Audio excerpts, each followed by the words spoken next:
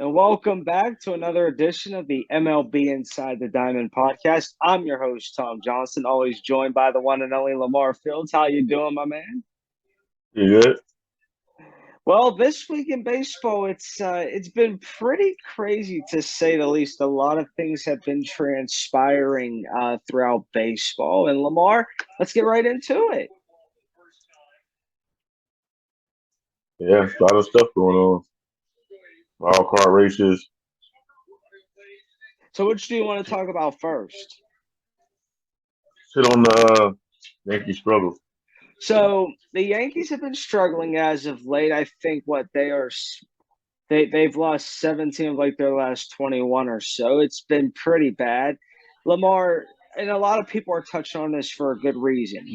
When you look at where the Yankees were at the beginning up until recently, you know, they Mhm. were on a roll. A lot of their pitchers were making quality starts and they were receiving a lot of great offense in return. And it looked like they're going to run away with it. And now after the All Star break and everything and trade deadline, they have started to hit a a cold spot. Consecutive losses, along with just not receiving as much production as they used to. A lot of people point to a lot of different directions. What are your thoughts on this overall? Where should they go? It's cut and dry to me. You don't need to analyze it. They're not hitting. It's that simple. 21 runs in 10 games, 2 point runs per game over the stretch. Aaron Judge batting 194 in his last 10 games. It's cut and dry. Ain't rocket science. They ain't hitting. Absolutely, absolutely. And the funny part is here's what I want to point out on this current Yankees staff that is pitching. You have Garrett Cole and Jamison Tyon, two former Pittsburgh Pirates. So, I guess it goes to show about strength and development. But I mean, as much as the Yankees are not hitting, a lot of people point to a lot of different directions, and everyone wants to say, "Oh, you can fire the manager." No, there's no reason to fire Aaron Boone. If I'm honest with people, there's no reason at all. But here's what I have been telling people because I've been seeing a lot of stuff on Facebook, Twitter, etc., and I tell fans this: what looks worse on the Yankees if they went very hot throughout the entire season, where they lost less than, say, 30 games overall during the regular season and had a first round exit in the playoffs? Or would you take a team that just hits a little cold spell towards the mid to the end of the season, but still has enough to rebound to finish the season strong and they go further into the playoffs? I'd rather a team hit that cold streak in the regular season. That way, it's just like, okay, I mean, we hit a cold streak and this, that, the other. Like, we just got to regroup and go on from here because if they continued with, say winning, winning, winning, there's going to be a lot more pressure at, okay, this team can't lose. So if they do lose, there's more pressure right there because, oh my God, why are they losing if they've been so hot? So, I think that in some ways, is it startling to see? Sure, but I think it's just what's best. It's like it's not like what the Yankees are doing right now. It's not like it's going to take them from first to like fourth place because it's just not the Yankees. The Yankees have a firm lead right now, and they've been in firm possession of first place for quite some time. So I think in the overall aspect, with the Yankees, they're going to snap out of it soon. There's certain teams that I guess what it really comes down to is they've been hot for so long that you don't exactly know what that cold spell is going to bring, but it's not like it's going to be detrimental as long as you can rebound after so long. But I mean, I get it, but I just don't think that firing your manager is going to do you any good. Aaron Boone, you got to ask yourself, okay, if you fire the manager, is there somebody else that could come in that can handle the pressures of, say, coaching in New York? Because we all know, whenever you go to New York or Chicago or LA, to some of the bigger markets, there's pressure on managing, there's pressure on coaching, and not everyone's built for that. And especially with the the history of like who the Yankees are and everything, I mean, it speaks on like your coach, you're managing one of the best franchises in all of baseball. Like, one of the most valuable. And so, not everyone's meant for both jobs, but it's a lot of people are going to point to it, man. What are your thoughts? Yeah, firing Boone wouldn't do no good. It's a bad stretch. Just got to snap out of it. Mike Stanton should be back in the next coming week or so, and add some jolt to the middle of that lineup, and we see what happens.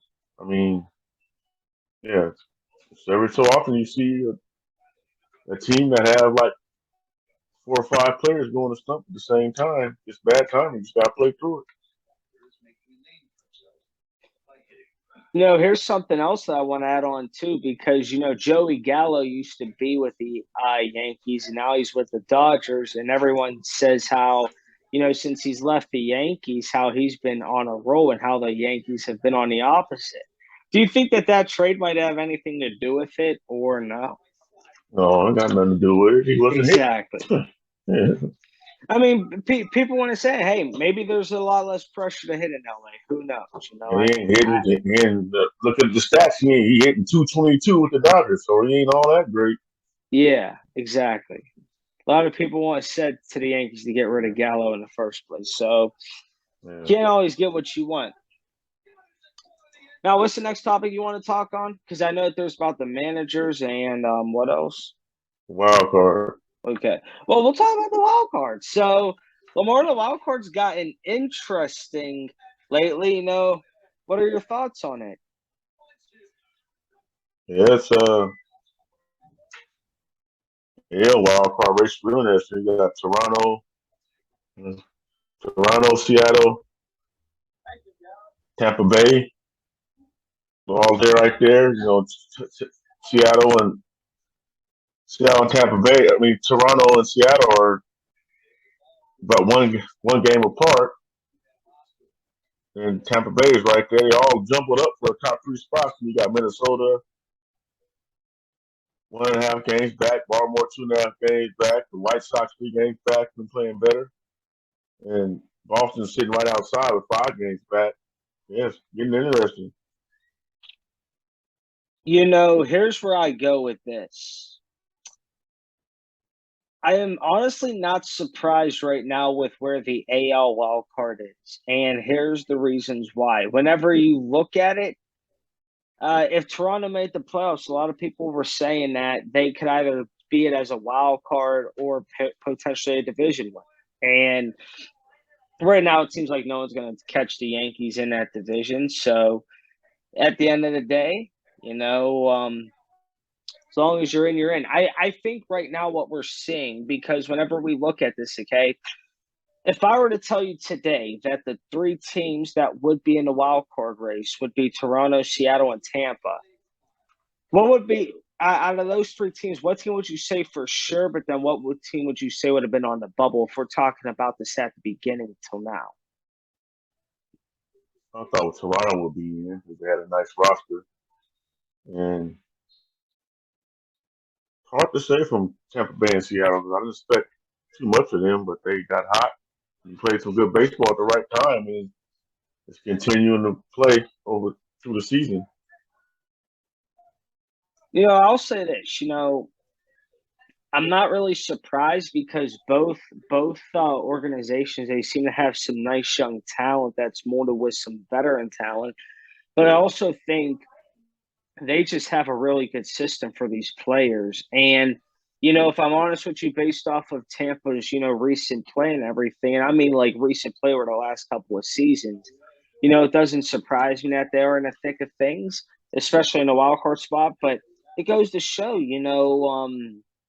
that third wild card is vital. And the thing is this, whenever you also look at a team like Baltimore, I have now shifted my viewpoint a little bit on Baltimore just because you might have top prospects doesn't mean you can't win. Even though that the Orioles they've shown people that maybe some of their winning has come a little early, but even then, you're 2.5 games out of the wild card, out of last place Tampa, and Tampa's in your division.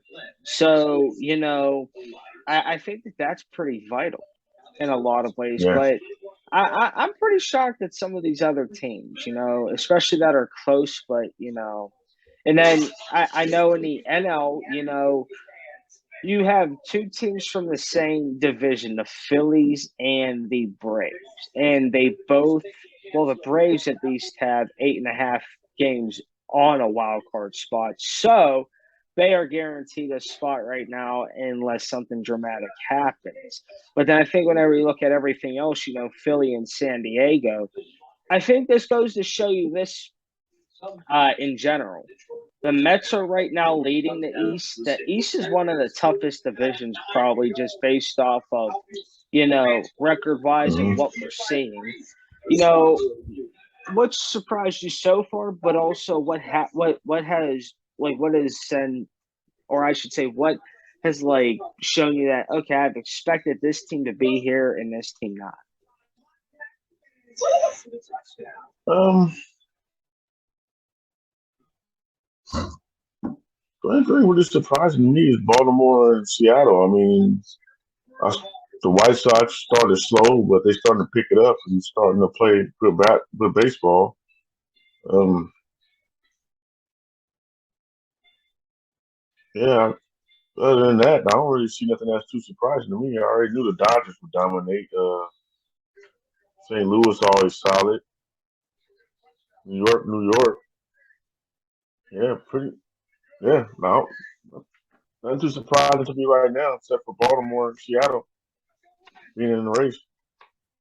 I'll be honest with you, and I'll take the heat for this, to see where the see how I didn't think that the Mets were originally as strong as they were until DeGrom was out and they had to show that hey, we still have the depth and everything to overcome this. And just to see how strong DeGrom is now coming back and to see where the Mets are, hey, I'm happy for them. It goes to show that, you make the right moves during certain parts of the season, and future winning teams will come to avail. But I originally just love the depth that they have, but I like how they just keep fighting each and every single game, and just the depth that is on this team, especially pitcher wise and everything. The Mets are going to be scary going down the line for sure, but Yeah, I honestly expected them to be there, but I always do love it whenever the Cardinals are good in baseball because it just shows a lot of different things. But it does surprise me how good Milwaukee started, but where they are right now, just because a lot of people thought that this would be a two-team race for the NL Central, and it is. But the Brewers are also 2 games out of the wild card, the last place in the wild card and stuff. But yeah, I mean, a lot of things are going on since then, but last thing to talk about is managers getting fired or let go, whatever you might have it. LaMarr, four have already gone through that process this season alone. What are hmm your thoughts on it? Who did you think was going to be first? And yeah. yeah. I was shocked to see. Well, I couldn't be shocked to see Madden get fired because I mean, Angels had wanted to be compete this year and they wasn't competing, so they got rid of him. I think they owe him still a lot of money. Blue Jays was kind of interesting too because they still was kind of hanging around, but not not playing bad, but not playing well enough to where they're supposed to be with the roster that they have. And they fired the manager and they started winning games and playing better along with the Phillies. Yeah. I'll be honest with you. Okay, people, the Texas Rangers originally fired their coach or their manager. I should quit saying coach; he's a manager. But if I'm honest with you, okay, I seen why the Joe Madden situation turned out the way that it did, and in a lot of ways,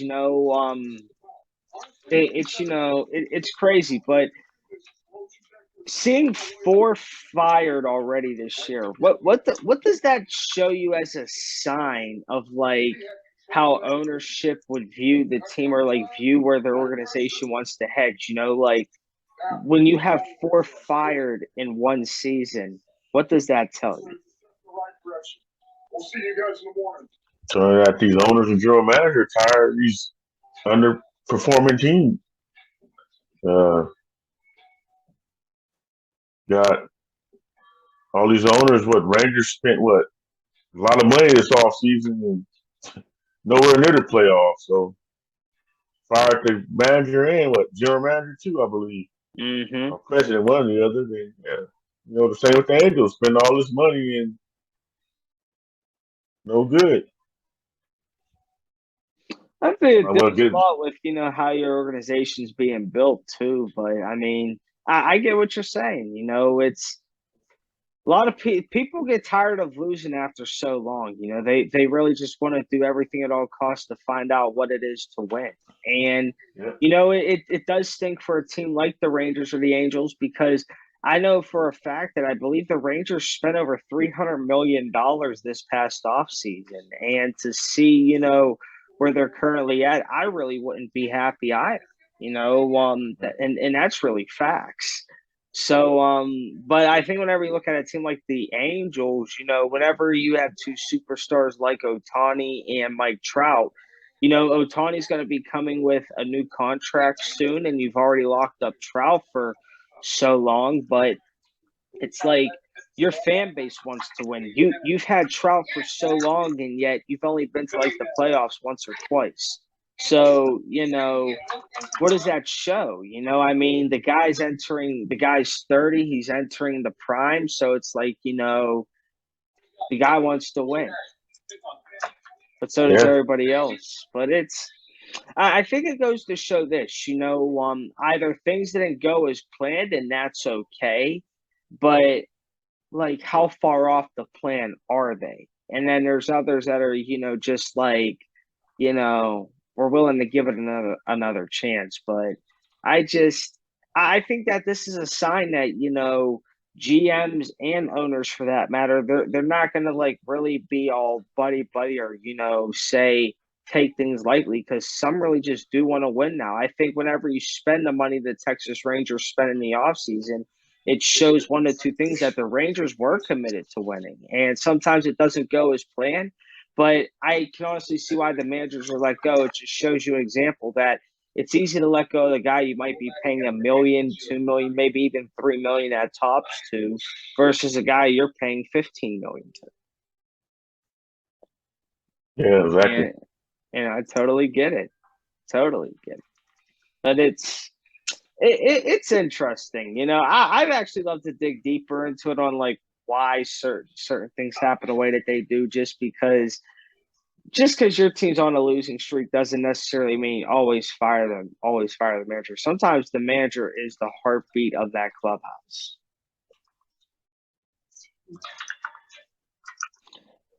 Baseball's been getting crazy this week. So LaMarr, let me ask you this. What team do you think should have made a better decision for their future for like this season and next season based off of where they are and where they should have been? I'm gonna go with the San Francisco Giants And why? because they should have at the All Star break they should have picked if they want to buy or sell, and they kind of did neither. I mean, they got rid of Darren Ruff and there's somebody else they traded too, but I think it was. But yeah, they got rid of Darren Ruff, and the general manager said it took a bad 2 weeks to get us back out the playoff. It could take a hot 2 weeks to get us in the playoff. Okay, sounds good. You win 5 in a row. Then you lose the final two to the homestand to the Diamondbacks. You lose the first two, so you win five, and you lose 4 in a row. I mean, the team is it's not very good. They can't hit. Yeah, I was They should surprised how the Giants were. they should have got. I mean, Rodon has been a great pitcher for him this offseason, but there's no way he's signing back with the Giants after this year he's putting together. The Giants should have traded him, got some prospects back, then try to offer him back money next year while putting together a better roster. But I think they messed up. Hmm. Now you're gonna lose them for nothing. Yeah, I think it goes to show a lot, and the Giants are a team in a market where they had money to spend. They just chose Oh not yeah, to had tons of spend it. money. And, And as a fan, that gets to you. yeah, and according to the general manager, it was in the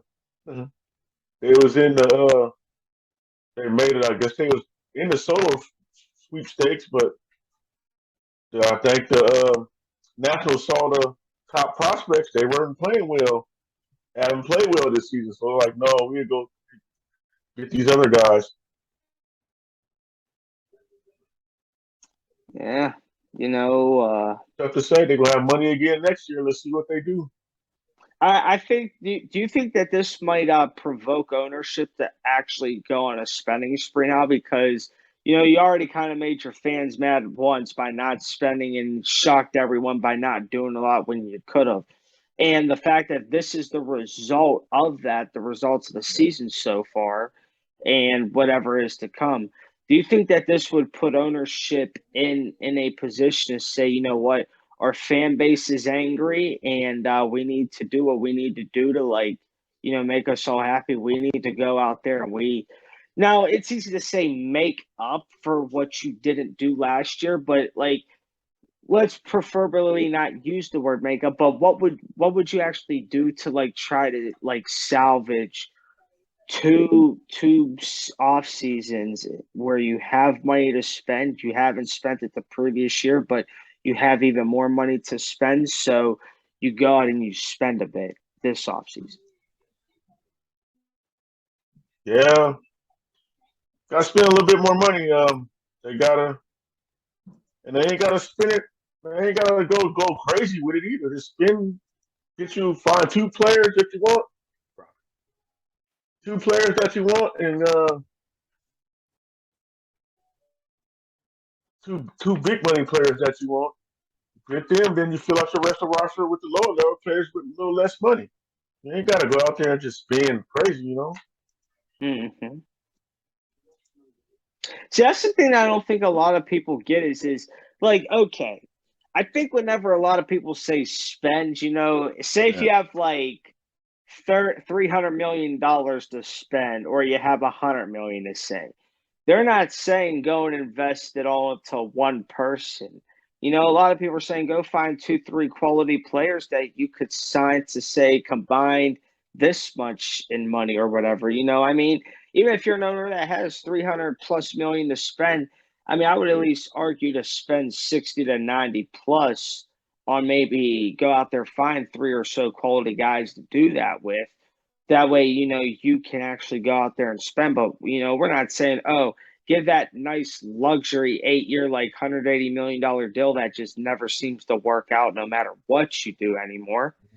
But I mean, I don't get it. I don't get it. Some of these owners, I really wonder if they really love to own a major league team, or if they just like to profit on what they're getting.